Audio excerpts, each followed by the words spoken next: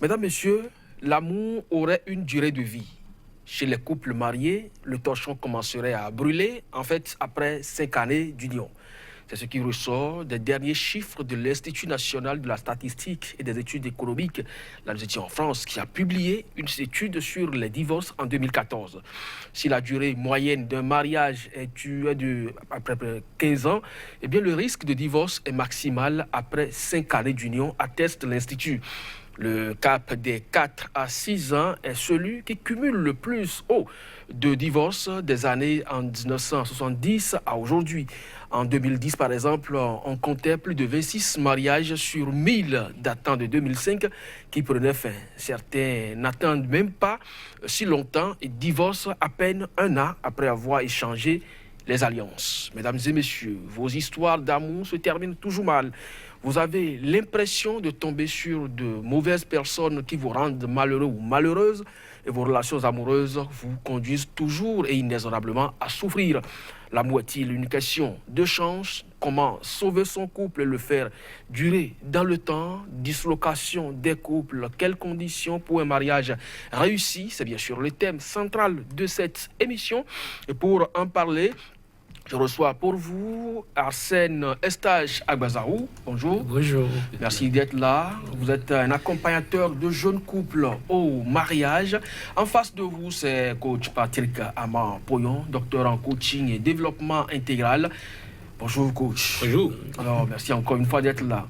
Alors, si la majorité des jeunes aujourd'hui ne sont pas heureux après le mariage, c'est parce qu'ils font de mauvais choix de conjoint. Pourquoi les couples modernes aujourd'hui, à la limite, M. Agbazaou, ne durent-ils pas? Et ce n'est pas qu'ils ont fait un mauvais choix. Ah bon? Ils sont venus par des a priori. Ils sont venus en plein pied dans le mariage sans savoir ce que c'est que réellement. Aujourd'hui, moi, je suis heureux. Parce que, comme je le dis à l'entame, pour être mari et femme, il faut passer à l'école du mariage. Il faut aller à son école. Accepter de rechercher ces informations et accepter et se rendre disponible pour être formé pour. Vous devez être formé pour le mariage. Ah bon? Et oui, parce qu'on ne vient pas, par exemple, au mariage parce qu'il faut faire plaisir à ses parents. Non, on ne vient pas au mariage parce que, bon, on veut fuir les candidatons. Non, on ne vient pas au mariage, bon, parce qu'il faut remplir une formalité. Non. Donc, il faut aller à l'école du mariage. Coach Patrick Ama-Poyon, vous êtes docteur en coaching et développement intégral. Vous ne manquez pas dans vos enseignements à travers l'Afrique et le monde de rencontrer également des couples et de donner même des formations dans ce sens-là. Qu'est-ce qu'on vous rapporte souvent pour les couples qui échouent? Déjà, je partage ce que M. Agbazaou a dit et je voudrais dire que lorsqu'on va à cette école du mariage, je vais parler de 2 choses à peu près qu'on doit trouver là-bas. La première, c'est que l'un n'a pas besoin de l'autre pour vivre. L'un n'a pas besoin de l'autre pour vivre. Ah bon? Alors, si je me mets dans le mariage, il faut que l'autre sache clairement que je n'ai pas besoin de lui pour vivre et que s'il ne fait pas en sorte d'être utile dans ma vie, il y aura divorce. Mais quand on dit l'homme doit quitter ses parents, rejoindre la famille, les deux vont faire un. Oui, vous savez, ça me permet d'aborder le deuxième point. C'est-à-dire que le 1 plus 1 égale 1 est le début de tout mariage, de toute relation de couple, la fusion. Il n'y a personne qui m'écoute en ce moment qui, lorsqu'il a rencontré sa femme, n'a pas passé presque tous les soirs au début à aller avec des sachets, à aller avec des cadeaux, à aller là-bas tous les jours, à être tout le temps en train d'échanger des messages, à écrire des lettres. Tout le monde a fait ça. Seulement, on pense que cette phase va durer éternellement. Et on n'est pas préparé à la deuxième phase, 1 plus 1 égale 1. Chez nous, on allait dire « Ewachikoni ». C'est-à-dire, il est arrivé à un point où il s'étouffe d'être tout le temps avec l'autre. Et il commence par fuir, pensant qu'il n'aime plus l'autre. Mais l'autre doit comprendre que dans ce moment, il faut le libérer rapidement. Il ne faut pas le déranger. Là, il sentira très vite ton besoin et il va revenir maintenant pour que vous puissiez construire le 1 plus 1 égale 3. Ça veut dire quoi? Je suis moi, ma femme est elle et nous sommes couple. J'ai mes amis, ma femme a ses amis et nous avons nos amis communs. J'ai mes projets, ma femme a ses projets et nous avons nos projets communs. J'ai mon emploi du temps, ma femme a son emploi du temps et nous avons notre emploi du temps commun. Si nous ne comprenons pas, première chose, que je ne suis pas obligé de vivre avec l'autre, ça veut dire quoi? Je dois demander à mon épouse pourquoi tu m'as choisi. Elle doit dire, je dois cultiver ça. Elle m'a choisi parce que je m'habille bien. Ça veut dire que je dois continuer par m'habiller bien. Elle m'a choisi parce que quand elle est à côté de moi, elle se sent protégée. Je dois continuer par la protéger pour la garder. Et vice-versa. Et deuxième chose, il faut que nous distinguons les 3 phases de la vie de couple et que nous ne pensons pas que parce que 1 + 1 = 1 est fini, le mariage est fini, la relation de couple est finie.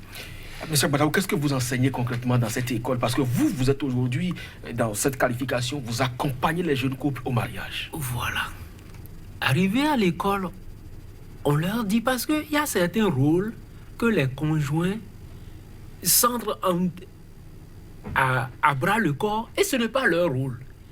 Quand l'autre vient au mariage, il pense que le mariage lui donne le droit d'asservir l'autre, de rendre esclave l'autre, c'est-à-dire de transformer l'autre à son goût. Ça là, c'est ce que le coach vient de dire. C'est vice-versa. C'est aussi bien que l'homme.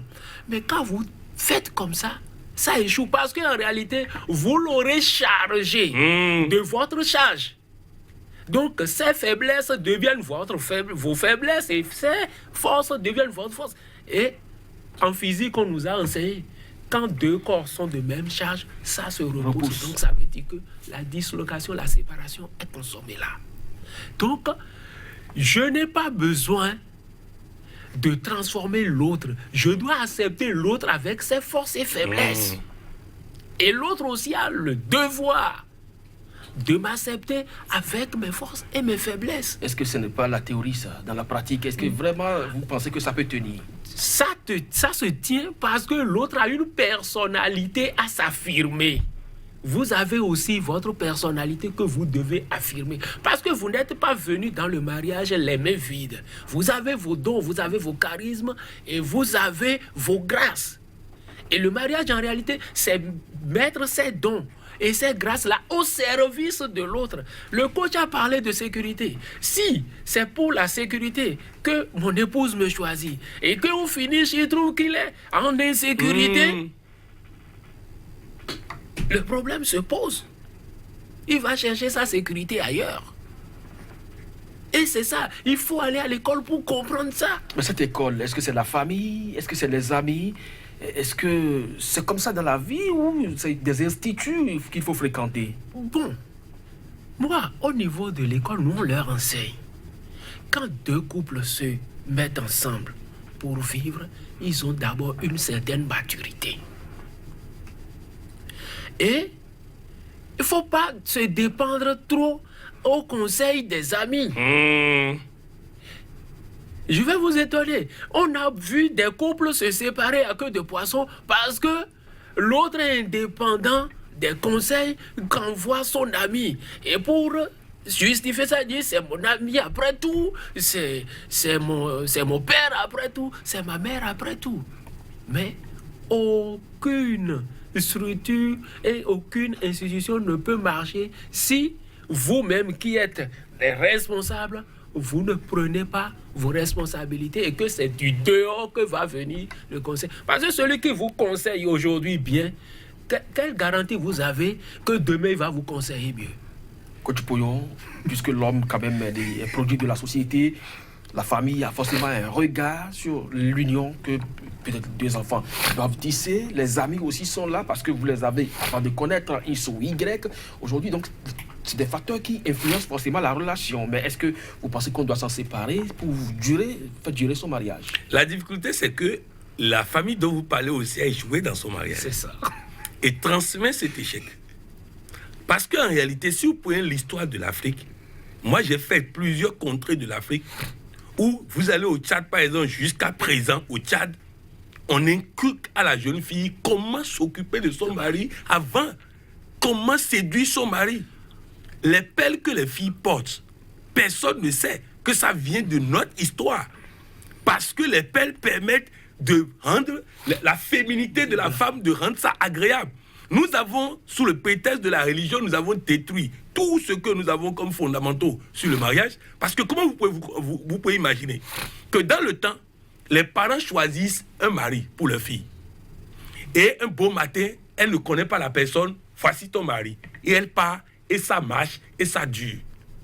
Alors qu'aujourd'hui, c'est nous-mêmes qui choisissons, et ça ne dure pas. Pourquoi? Il n'y a plus cette préparation au mariage qui existait. Je vais vous dire, lorsqu'on parle de lutte contre l'excision, au lieu de parler de lutte contre l'ablation du clitoris, on parle de lutte contre l'excision. Or, l'ablation du clitoris fait partie d'un processus qui, en première partie, est un bon processus, et c'est l'ablation du clitoris qui est mauvais. Et c'est pour ça que la lutte ne marche pas. Parce que les bonnes dames ne comprennent pas qu'on leur dise de ne pas éduquer leur fille au mariage.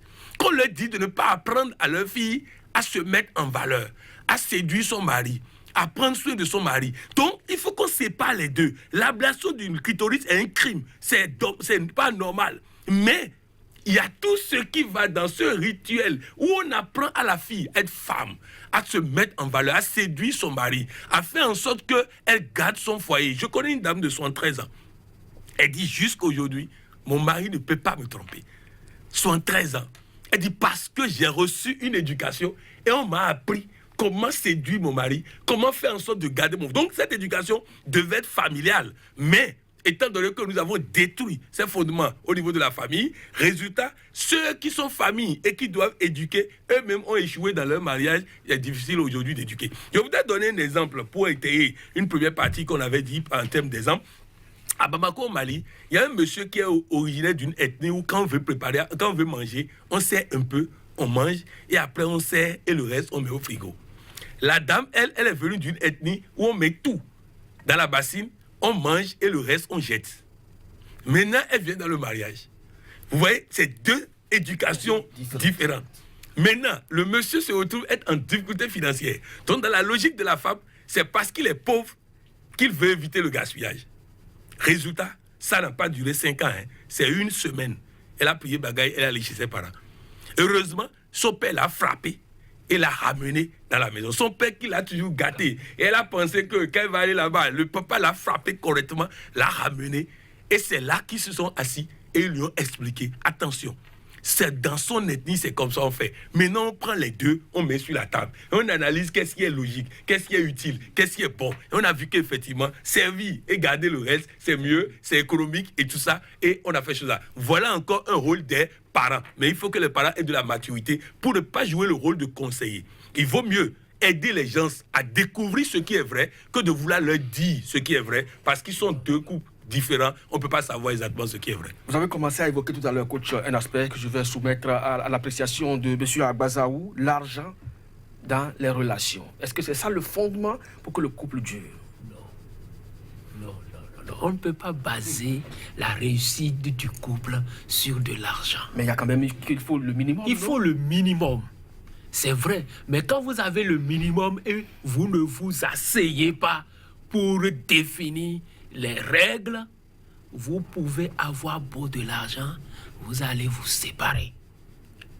Et beaucoup de couples, ce n'est pas à base d'argent que les couples se séparent. Je vous dis, je rejoins coach. Pour avoir mal pressé une pâte dentifrice, vous êtes dehors.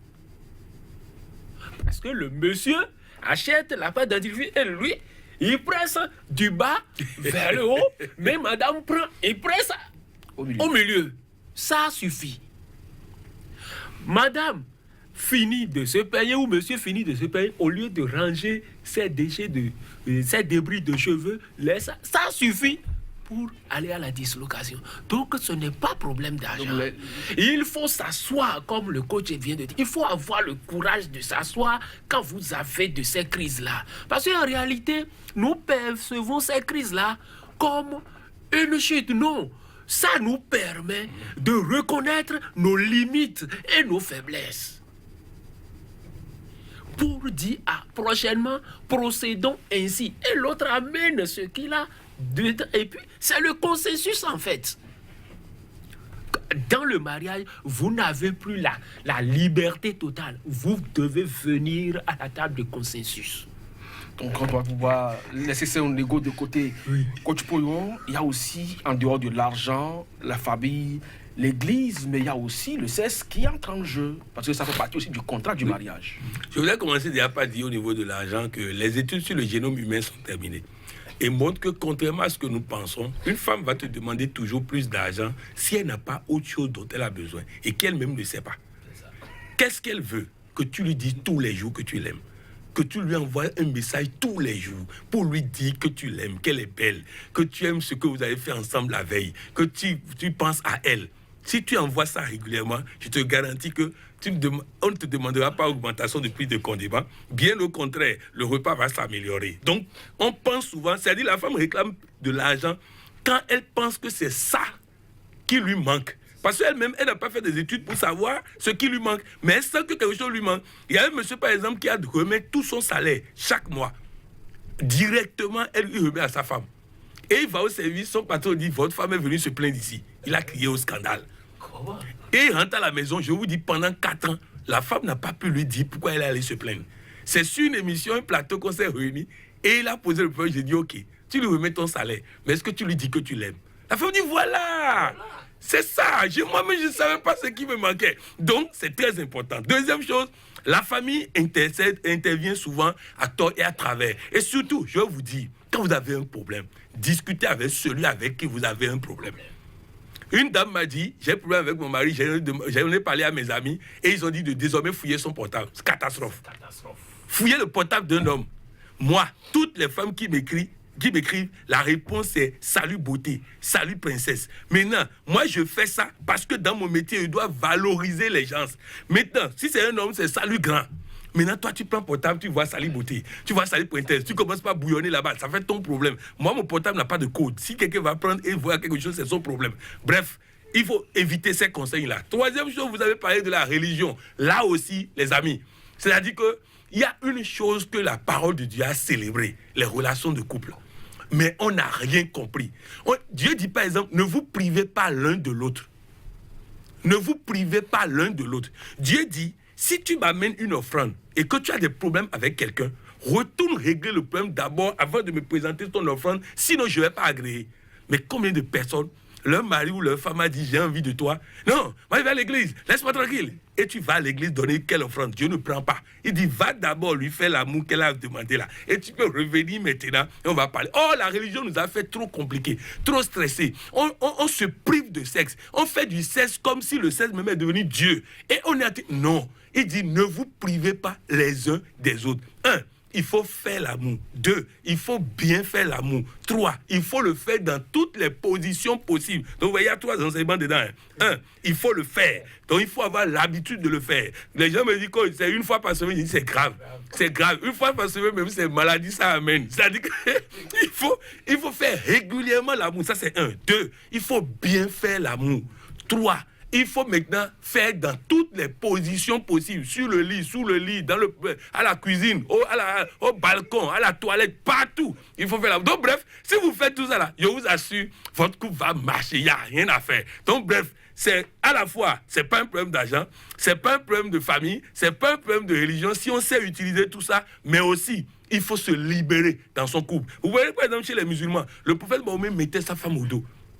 Il rampait, il s'amusait avec la femme pour la mettre en condition avant de faire l'amour avec elle. Et M. Agbazawa a dit tout à l'heure que les crises ne vous affaiblissent pas. Je voudrais dire aux gens, un couple qui n'a jamais de crise, vous allez voir qu'ils vont commencer par se vouvoyer.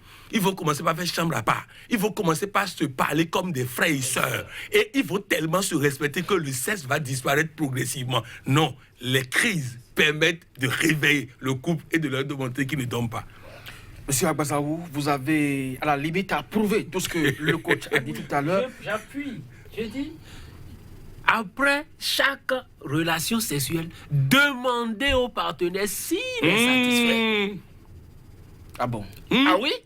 Et s'il dit qu'il n'est pas satisfait, vous reprenez. Ça là. En lui demandant maintenant comment il faut lui faire. C'est personnel. Hein? C'est personnel. Il y a d'autres, c'est les seins qui les réveillent. Il y a d'autres, c'est les fesses qui les réveillent. Il y a d'autres, c'est la bouche qui les réveille. Donc il faut demander à ton conjoint qu'est-ce qui démarre. Vous enseignez tout ça là? Oui, il faut enseigner ça.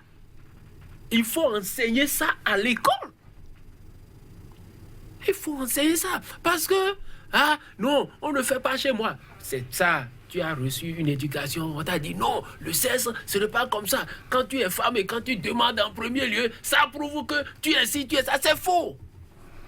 Si la femme a besoin de son mari, j'ai besoin de toi. Ce n'est pas un sujet tabou. Et il faut faire dans tous les coins de la maison possible. Oui. Parce qu'en réalité, tout le temps dans le lit, la monotonie gagne et on a le dégoût. Et ça crée l'infidélité. Et ça crée l'infidélité. Et il faut aller à l'école pour le savoir. Monsieur Abazaou, oui. Tout cela renvoie à une certaine préparation. Oui. Mais quel est le temps qu'il faut pour se préparer, pour aller au mariage, pour que ça puisse véritablement atteindre une certaine maturité? Parce qu'on ne peut plus parler de durée cette fois. Oui. Moi, je dis chez nous, je ne maîtrise pas pour les autres religions, mais à l'église catholique, on dit 1 an. Moi, je dis les 1 an là, c'est tout juste pour les attestations, pour vous faire valoir le droit d'aller au mariage. Moi, je continue de frapper à toutes les portes. Après 17 ans de mariage, mon épouse et moi, quand on attend qu'il y a un couple plus ancien que nous et qui veut partager avec nous certaines expériences, mais on court pour y aller. Donc, c'est quelque chose qui se construit chaque jour. Non, c'est une quête permanente de perfection. Coach Poyon, puisque vous donnez quand même des formations de courte durée, est-ce que vous pensez que combien de temps peut suffire pour que des jeunes soient vraiment préparés, aguerris, comme vous le dites là, pour aller au mariage? On a l'habitude de dire qu'aux âmes bien nées, la valeur n'atteint pas le nombre des années. Vous voyez, nos parents ont connu leur mari le même jour et sont restés éternellement dans le mariage. Ça veut dire quoi? Ça veut dire que c'est pas la durée. C'est savoir. Et puis l'autre chose, c'est quoi? Au-delà même de tout savoir, le plus important, par exemple, j'ai pas besoin d'apprendre à faire l'amour. Si j'applique le conseil qu'il vient de donner, je viens de faire l'amour avec mon épouse, je lui demande si elle est satisfaite. Si elle n'est pas satisfaite, elle me dit ce que je dois faire. J'ai préparé pour mon mari, j'ai constaté qu'il n'a pas mangé. Je lui demande. Donc, la vraie préparation, c'est la disposition d'esprit pour que je puisse transformer les malentendus en opportunités, les crises en opportunités. Et là, si je ne suis pas têtu, on peut me dire ça en une fois. Quelqu'un peut écouter cette émission seulement et réussir son couple. Donc, c'est la flexibilité qui est importante. Et mieux, donc quand on parle de durée, parce que je vais vous donner un exemple. J'ai l'habitude de donner l'exemple de management. Quelqu'un fait étude de marché 2 ans. Après 2 ans, il dit que le projet est bon. Et il met 2 milliards dedans. Et le projet n'est plus bon, il ne peut plus quitter dedans parce qu'il a mis 2 milliards. Un autre dit, moi, au lieu d'attendre 2 ans d'étude de marché, je vais voir comment je peux lancer ce projet sans dépenser 1 franc. Résultat, je lance le projet en même temps. Si ça ne marche pas, c'est pas grave puisque je n'ai pas investi grand-chose. Donc, le mariage, c'est-à-dire il faut que les 2 personnes, parce que quand on fait trop de préparation, les mariés pensent que la préparation les a mis à l'abri des problèmes. Et les problèmes arrivent. Alors que non, il faut leur dire, il faut que vous partez en vous disant qu'il vous revient de construire votre bonheur. Il vous revient de vous accepter mutuellement. Il vous revient de vous tolérer mutuellement. Il vous revient de construire ensemble votre bonheur. S'ils sont partis sur cette base, ils peuvent avoir 10 minutes, 20 minutes d'enseignement et partir. Mais il faut qu'ils comprennent que ça se construit tous les jours. Et la meilleure école, c'est-à-dire l'école de préparation, va te permettre de savoir décrypter l'autre. Mais la meilleure école, c'est dans le mariage. Parce que ta femme et toi, vous allez vous découvrir maintenant. Je vous dis, comme il a dit, des gens sont mariés depuis 20 ans. Et le mari est incapable de dire où est-ce qu'il faut toucher à sa femme pour que la femme puisse démarrer. Monsieur Abazaou, vous avez dit, au niveau de l'église catholique, c'est ça, le temps de préparation, le coach remonte un peu à la tradition pour dire qu'on imposait les maris et pourtant, ça a réussi très bien. Mais aujourd'hui, lorsque vous, à travers vos échanges que vous avez avec les jeunes couples, est-ce que vous avez l'impression qu'ils parviennent à se mettre ensemble par coup de chance? Est-ce qu'on peut parler de coup de chance? Est-ce que les familles continuent pas à influencer les choix? Je vous dis que à l'école, on a dit si vous voulez, c'est ce que le coach a dit, ça incombe vous pour créer votre bonheur. Et on leur dit même à l'école du mariage, si vous vous lancez dans le mariage, vous êtes obligé de couper le cordon ombilical qui vous lie à vos deux familles respectives. Mais est-ce qu'il vous est arrivé de persuader des jeunes à se séparer parce que vous pensez, à les écouter, qu'il n'y a pas compatibilité? Non, il n'y a pas de problème de compatibilité. En quelque sorte, ce qui permet de soupçonner l'incompatibilité, c'est qu'il y a des couples qui fuient le rendez-vous de s'asseoir. Il faut s'asseoir. Le devoir de s'asseoir incombe tout le monde. Si ça ne marche pas, si vous constatez, ah, monsieur, j'aimerais quand même qu'on s'asseye ce soir. Est-ce qu'on peut s'asseoir pour discuter de certaines choses? Mais c'est dans ces assises-là que vous pouvez décrypter ce qui ne va pas et corriger. Parce qu'en réalité, qu'est-ce qu'on constate? C'est ces petites erreurs-là qui se capitalisent en crise. Et il faut fermer les yeux sur ça parce que quand il va aborder ça, là, il va se fâcher. Il ne va pas se fâcher. Bon, vous laissez. Ça revient. Non, je ne vais pas aborder ce point-là parce que je risque d'enflammer la maison. Mais il faut crever l'abcès. Parce que d'erreur en erreur, c'est comme le coach vient de dire. Vous allez commencer que vous êtes ensemble, mais vous êtes diamétralement opposés et chacun va faire chambre à part. Et au finish, on dit, bon, je ne le supporte plus, il est ci, il est ça, il n'était pas comme ça. Et puis, la cassure vient de là. Donc, il faut s'asseoir. Il faut le dialogue, la communication. Coach Poyon, est-ce que vous pensez aujourd'hui qu'au-delà de tout ce que vous êtes en train de dire, la famille, par le passé, avait le droit de citer, mais ce n'était pas aussi mauvais que ça, mais aujourd'hui, nous faisons nos propres choix et pourtant, facilement, ça s'effrite. Est-ce qu'il faut retourner aux anciens fondamentaux? Oui, mais de façon moderne. Je donne un exemple très simple. Moi, je connais plein de femmes, par exemple, quand elles veulent choisir un conjoint parmi plusieurs propositions, elles écrivent à leur coach. Et le coach va lui demander, dis-moi pour chacun les avantages et les inconvénients. Et vous allez voir, la balance sera beaucoup plus avantage quelque part. Et vous lui reposez la question, selon toi-même, maintenant, quel est le choix? Il va dire, c'est telle personne, c'est toi qui as choisi, donc vas-y. Donc, on joue un peu, puisqu'on est allé à l'école de ses parents. Donc, on peut jouer le rôle de ses parents. C'est pas que nous, on ne choisit pas, mais on joue le rôle de ses parents. Je voudrais illustrer aussi ce que M. Agbazaou vient de dire à travers l'histoire de la grenouille. Vous voyez, quand vous prenez une grenouille, vous mettez une grenouille dans l'eau chaude, elle saute tout de suite, elle sort. Mais vous prenez une grenouille, vous mettez dans l'eau plate et vous mettez au feu, la grenouille adapte sa température à la température de l'eau au fur et à mesure que ça chauffe. Résultat, quand ça devient trop chaud et elle ne peut plus supporter, elle n'a plus d'énergie pour sauter parce qu'elle a utilisé son énergie pour s'adapter. Et c'est de ça qu'il est en train de parler. C'est-à-dire que si on te gifle, tu dis c'est pas grave.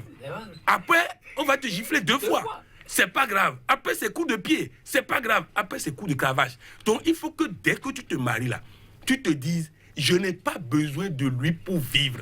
C'est un choix que nous avons fait d'être ensemble. Alors, s'il fait quelque chose qui est déplacé, je dois lui dire en même temps, chérie, avec un beau sourire, chérie, ce que tu viens de faire là, que ça ne se reprenne plus jamais. Parce que si ça se reprend là, chacun va prendre sa route immédiatement. Je peux vivre sans toi. En ce moment où tu as encore de l'énergie, il va avoir peur, il va t'écouter pour corriger. Mais si tu attends de devenir grenouille molle, avant de vouloir parler, c'est ramasse tes bagages, sors. Parce que tu n'es plus important pour lui. Donc, c'est très important. Nous devons retourner. C'est-à-dire, je vous dis, il y a plein de choses. Moi, j'ai fait le scoutisme. J'ai découvert dans le scoutisme que c'est les rites initiatiques de nos parents, que nous avons appelés diaboliques et abandonnés, que le scoutisme a amené de façon moderne. Aujourd'hui, le scoutisme même est en train de disparaître. Alors qu'un garçon, une fille, doit être préparé à la vie, préparé à chose. Et tout ça existait. Vous voyez, par exemple, ça existe aujourd'hui. Jusqu'à présent, vous voyez la Gani. On dit la Gani, tout le monde vient un jour, mais on oublie que la Gani, c'est plusieurs semaines de préparation des enfants à la société, à la vie. Et voilà, au Togo, c'est ça. C'est les seuls seuls endroits qui ont gardé ça. Mais nous devons ramener ça de façon moderne, sous forme de cours qu'on peut faire à l'université, mettre des chercheurs pour aller identifier ça, faire des programmes à enseigner dans les écoles, dans les universités. Je n'ai plus que le Cameroun veut enseigner la sexualité à l'école, les imams sont en train de crier, mais non, c'est-à-dire qu'il faut qu'on cesse d'être hypocrite. Le sexe est rentré dans la famille, le sexe est rentré dans le foyer. Il faut donc enseigner ça aux enfants pour éviter les désordres, pour éviter les dégâts. Éviter les désordres, les dégâts, c'est également un pan de cette émission que nous avons donc ouverte sur la famille. Ça va revenir, mais on peut toutefois l'ébaucher parce que des couples qui se disloquent, c'est deux individus qui se séparent, mais c'est des âmes qui sont là en souffrance. Il y a beaucoup d'enfants qui sont délaissés sur le carreau, il y a des cœurs qui sont brisés. Alors comment est-ce que vous gérez ces situations? Et au niveau de l'Église, ça ne vous... Comment dire, les crises qui surviennent, on en parle. On peut vous envoyer des couples plus expérimentés vers vous. Maintenant, si vous passez à l'école, on va vous dire que ce que vous êtes en train de faire, ça va nécessiter des sacrifices. C'est des sacrifices. Il faut savoir se sacrifier pour que l'autre évolue. Maintenant, les âmes innocentes sont là. Mais vous ne pouvez pas les laisser. Parce qu'on va commencer par chicaner. Je vais prendre la fille, toi tu vas prendre le garçon. Mais je dis, et on leur dit à notre école que l'éducation de ces âmes-là, aussi bien la femme doit contribuer, aussi bien l'homme doit contribuer. Mais quand vous êtes séparés, c'est ça qu'on dit souvent qu'on a des enfants de rue. C'est faux. La rue n'a jamais fait d'enfants. Parce que tout simplement, l'éducation est devenue... est issue de deux chemins. Ce n'est plus en harmonie, ce n'est plus uniforme. L'homme, au lieu d'éduquer son enfant, parce qu'ils sont séparés, va commencer par parler mal de la dame, de la pauvre dame. Ah, ta maman est ici, ta maman est ça. Il passe chez sa maman, au lieu de dire non, ce que tu as dit à ton père là, c'est faux, ça ne se fait pas, il faut être comme ça, il faut être comme ça. Non, c'est ton père, mais il m'a fait ci, il m'a fait ça. Et l'enfant n'a plus d'éducation. C'est la rue qui s'en occupe. Coach Poyon, des conséquences aussi désastreuses, donc qui nécessitent vraiment un temps de préparation pour s'y engager, mais quand ça arrive et que vous rencontrez ces couples au bord de l'éclatement, quels sont les conseils que vous leur prodiguez souvent? D'abord, c'est eux qui doivent choisir. Moi, je suis personnellement convaincu que lorsque Dieu a fermé une porte, il faut la fermer et chercher la porte ouverte. Parce que quand il ferme une porte, c'est qu'il a ouvert une porte plus grande. Vous pensez que les séparations sont aussi les œuvres de Dieu? Parfois. Parce que nous avons dit, on ne sait pas ce que Dieu a uni. Mais prenez le processus et dites-moi où est-ce que Dieu a intervenu dans le processus. Un homme a rencontré une femme au bord de la route, je t'aime, ils sont allés voir le prêtre les a préparés et les a mariés. Où est-ce que Dieu a intervenu? Nulle part. Donc, on n'est pas sûr que Dieu a vraiment uni tous les mariages. Encore que si Dieu a uni, il n'y aurait pas eu autant de bagarres et de problèmes. Bref, ce que nous on estime, c'est que si les deux veulent sauver leur couple, il n'y a rien à faire, ils vont réussir. Mais il faut la volonté d'abord. J'ai reçu un couple dans mon bureau, j'ai dit pourquoi vous êtes là? Il dit nous sommes là pour divorcer. Il dit il faut aller au tribunal, sortez de mon bureau. Il dit comment? Pourquoi vous êtes fâché? Il dit non, moi je ne divorce pas ici. Moi j'aide ceux qui veulent sauver. Donc si vous ne voulez pas sauver, vous allez au tribunal.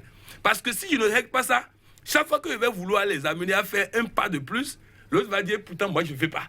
Il ne veut pas, il est devant moi. Alors qu'il veut. Donc il faut que les gens se comprennent. On peut sauver. Le problème souvent c'est quoi? Celui qui est devenu grenouille molle veut sauver, l'autre n'en veut plus.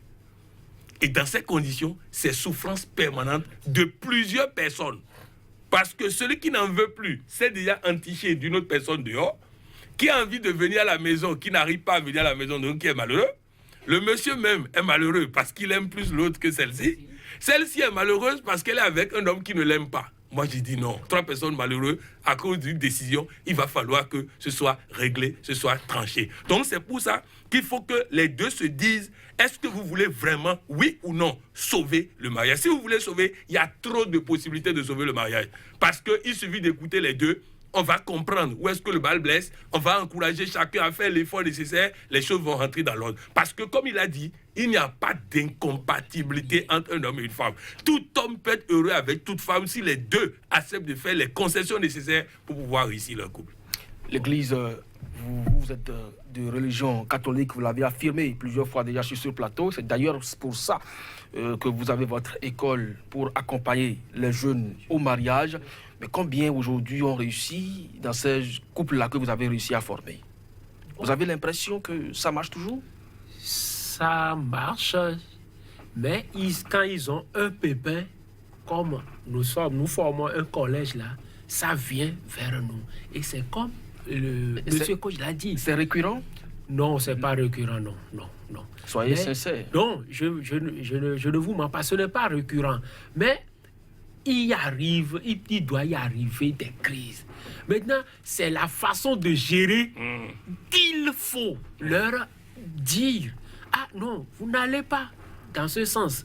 Parce qu'en réalité, les deux viennent vous voir en courroux, je ne veux plus. Mais quand vous creusez un peu, personne ne veut partir.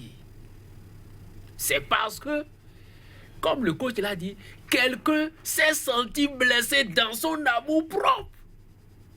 Qui veut sauter de la barque?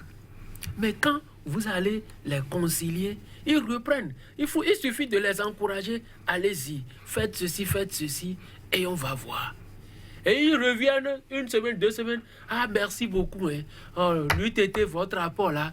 On aurait déjà... Voilà. Et ça se remarque même au niveau de notre législation. Vous courez aujourd'hui pour aller au tribunal pour dire on vous fait divorce. Les gens vont vous écouter. On va vous dire revenez. Et vous allez faire quelque temps après, vous revenez. Bon, ce n'est pas encore prêt. Allez-y encore. Ainsi de suite. Parce que on pense qu'avec le temps, vous avez la possibilité de revenir sur votre décision. Coach Poyon, peut-être un dernier aspect avant peut-être qu'on entre dans les conclusions de cette émission. Il n'y a que souvent au niveau des églises évangéliques, alors que la jeune fille est là, le jeune homme aussi est là, le pasteur un matin se réveille et estime qu'ils pensent qu'ils peuvent se mettre ensemble et ça devient effectivement une union. Il paraît, les statistiques, nous ne les avons pas ici, mais ce qui se raconte dans la rue, beaucoup plus, c'est ces couples où l'homme souffre, où la femme souffre beaucoup plus. Oui, parce qu'ils ont obéi au pasteur. Au fait, lorsque le pasteur a Parce que tout à l'heure, vous estimiez que Dieu n'intervient pas dans le processus, mais à ce niveau... Non, c'est pas Dieu. Dieu n'a rien révélé au pasteur. Non, c'est pas Dieu. C'est pas Dieu. Dieu ne se mêle pas de ça. Vous savez, je vais vous dire, Dieu est un coach. Et je vais vous dire pourquoi je dis ça. Il ne dira jamais à Kodjovi Ametonou, épouse cette fille-là. Parce qu'il ne veut pas être le responsable de vos malentendus. Donc, il va, même si tu poses la question à Dieu, tu vas avoir encore en retour des questions qui vont te permettre de faire le bon choix. Mais il ne va pas te dire, épouse celle-là. Parce que, comme nous l'avons dit, il n'y a pas deux personnes incompatibles. Mais le comportement des deux peut les rendre incompatibles. Donc si Dieu dit vous êtes fait l'un pour l'autre, et après vous avez un comportement incompatible et que vous vous bagarrez, on dira que c'est Dieu qui a dit. Donc non.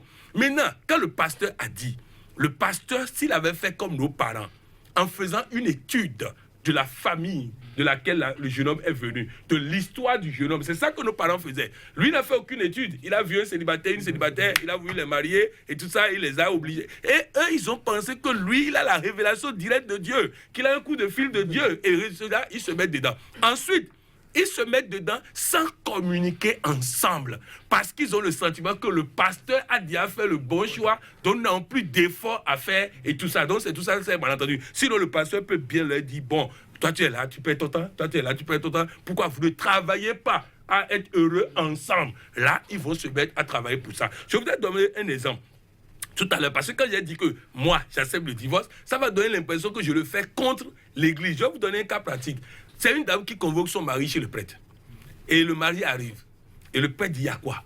La dame dit, ces enfants ont volé mon argent. Je lui ai dit de me rembourser. S'il ne me rembourse pas là, je vais égorger ces enfants. Et le prêtre lui demande, tu es blague ou bien tu vas égorger vraiment? Et elle dit, lui-même me connaît, je vais égorger. Et le père dit, ce sont ses enfants, ce n'est pas tes enfants. Il dit, oui, c'est nos enfants. Mais c'est ses enfants d'abord avant les miens.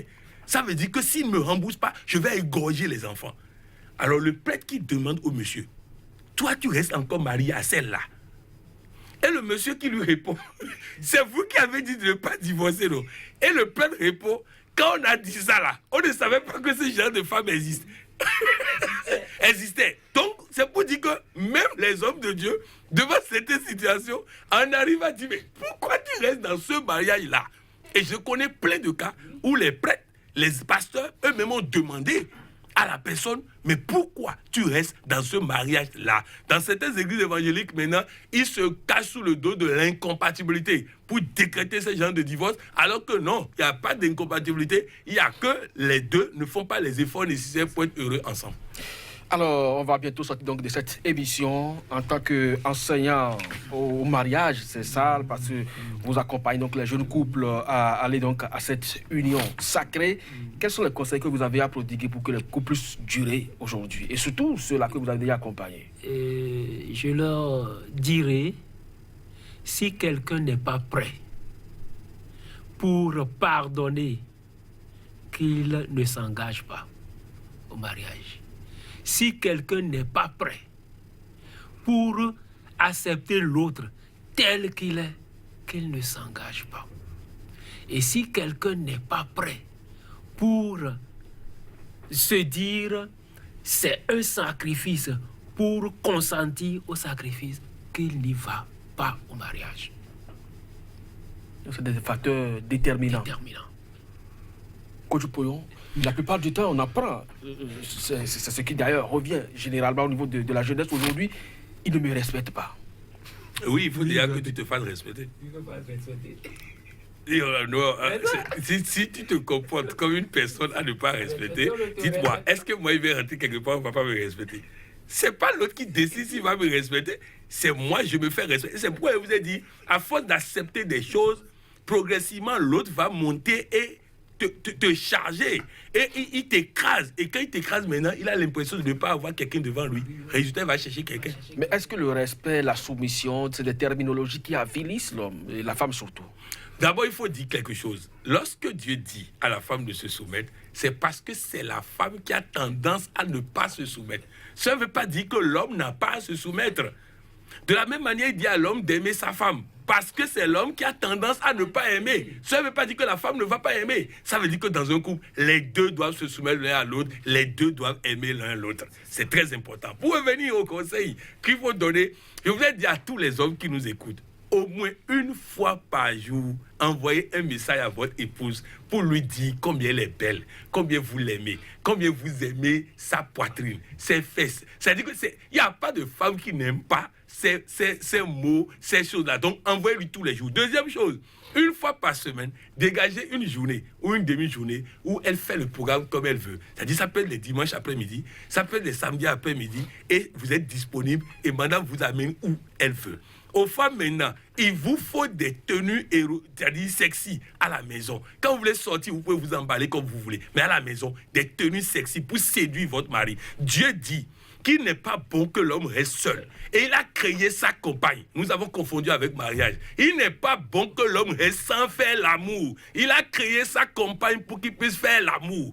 La parabole des talents, vous connaissez très bien. On a donné talent à chacun. L'autre sexe est un talent. Si vous ne fructifiez pas, Dieu va vous punir pour ça. Il faut faire l'amour dans votre couple. Il faut faire suffisamment l'amour.